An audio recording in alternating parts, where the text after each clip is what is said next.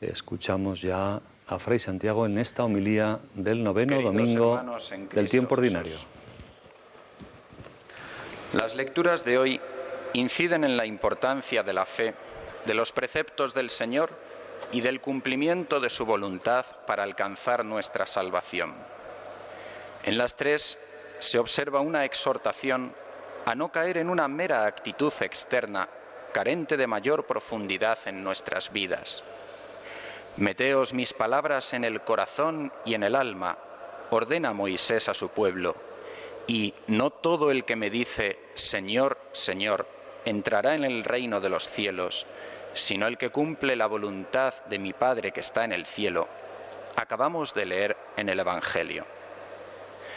Por lo tanto, no se trata simplemente de cumplir los mandamientos, los ritos del culto y las normas exteriormente, sino de que la observancia de todo ello nazca de la interioridad más íntima de nuestro espíritu. En la época de Jesús, los judíos y especialmente los fariseos con frecuencia habían terminado cayendo en un simple formalismo externo de observar al mínimo detalle las prácticas visibles de la ley mosaica. Esta ciertamente había servido de pedagogo para conducir hacia Cristo, pero la observancia ritual había quedado así muchas veces vacía de contenido. Por eso San Pablo advierte que las obras de la ley, de por sí, sin la gracia y sin la fe, no justifican ni salvan al hombre. Sin embargo, este pasaje paulino de la carta a los romanos fue entendido de forma incompleta por Lutero y los principales iniciadores del movimiento protestante, y se hizo necesaria una aclaración por parte de la Iglesia católica.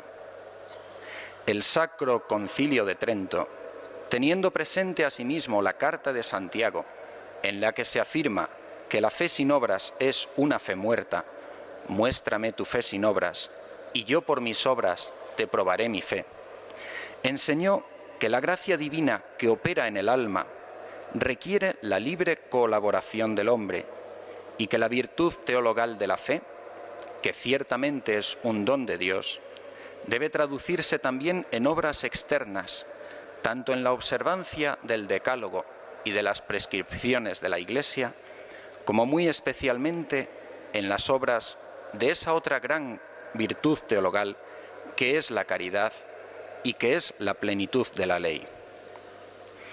Por eso las obras sí constituyen mérito para la vida eterna, aunque sin duda alguna han de proceder de una fe sincera. La fe sin obras, pues, puede ser la del hombre necio que construye su casa sobre arena. Escucha estas palabras mías y no las pone en práctica, nos dice el Señor, mientras que el hombre prudente escucha estas palabras mías y las pone en práctica, edificando su casa sobre roca.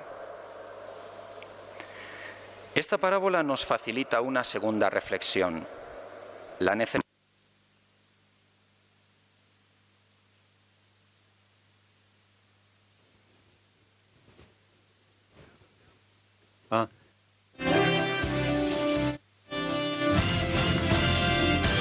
circunstancias especiales, técnicas, el poder tener que cortar.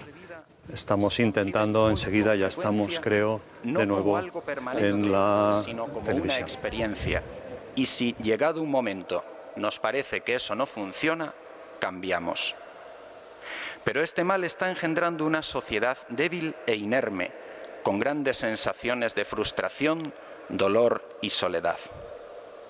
La clave, en realidad, está en no dejarnos llevar por nuestros sentimientos del momento, sino en comprender el sentido trascendente de la vocación, que se ha de buscar a la luz de la oración, de los sacramentos y de la apertura de conciencia en la dirección espiritual. Nadie está exento de debilidad interior, pero debemos procurar arraigarnos firmemente en Cristo para perseverar en el proyecto divino sobre nuestra vida. En otro orden de cosas, la Iglesia celebra este domingo el Día de Hispanoamérica, insistiendo en la necesidad de orar por las iglesias nacionales y locales de allí y en el deber de colaborar económicamente con sus proyectos. Para los españoles y los portugueses es sin duda una obligación, pues la fusión de lo hispánico y de lo luso con lo indígena americano gestó una cultura católica cuyos integrantes suponen casi la mitad de todos los católicos del mundo. ¿Cuántas veces Juan Pablo II se admiraba ante la labor de los misioneros españoles y portugueses en aquel continente? Una labor que fue posible gracias a la iniciativa de la sierva de Dios Isabel la Católica, quien prohibió la esclavitud de los indios, a los que denominaba mis hijos, y ordenó que fueran dignamente tratados como personas, echando así las bases de las leyes de Indias, que son un monumento sin igual en la historia del derecho por su fundamento católico. Cuando en una ocasión algún consejero le dijo que de esas tierras no obtendría nada, ella replicó: aunque no hubiera más que piedras, seguiría allí mientras haya almas que salvar. Hispanoamérica o Iberoamérica, que no Latinoamérica, es una promesa para la Iglesia universal, como señaló muchas veces Juan Pablo II. Ha dado frutos copiosos de santidad. El indio San Juan Diego, cuya humildad fue premiada por la Santísima Virgen en Guadalupe. El mulato San Martín de Porres, fray Escoba, hijo del mestizaje que caracterizó la obra de España y de Portugal. Dos contemplativas, como Santa Rosa de Lima o la chilena Santa Teresa de los Andes, o un compatriota de esta, dedicado al apostolado social con los más pobres y al sindicalismo católico, como San Alberto Hurtado. Unos mártires de sublime relieve como los cristeros mexicanos, entre ellos un modelo de político como el beato Anacleto Flores, que nunca aceptó el mal menor, y otros muchos hombres y mujeres ya en los altares o camino de ellos. Pero hoy la Iglesia de Hispanoamérica afrenta serios problemas que debemos conocer.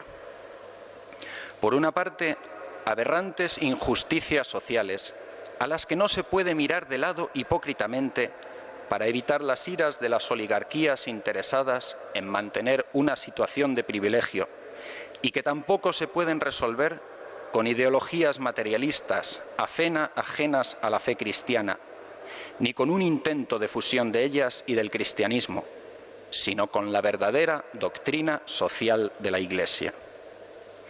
Por otro lado, es preocupante la acción corrosiva de las sectas, y hay un peligro grave en el intento de restauración de los viejos cultos idolátricos y panteístas. Asimismo, la Iglesia se enfrenta con proyectos que procuran introducir en la legislación el divorcio, el aborto y otras prácticas contra la ley natural. Por eso, teniendo en cuenta estos problemas y al mismo tiempo el deber singular que los españoles y los portugueses tenemos hacia Hispanoamérica, colaboremos con la ayuda económica y la oración en todo lo que esté a nuestro alcance. Que la Santísima Virgen, en las advocaciones del Pilar, patrona de la Hispanidad, y de Guadalupe, emperatriz de las Américas, bendiga a todos los fieles de aquellas tierras que son esencialmente cristianas y marianas.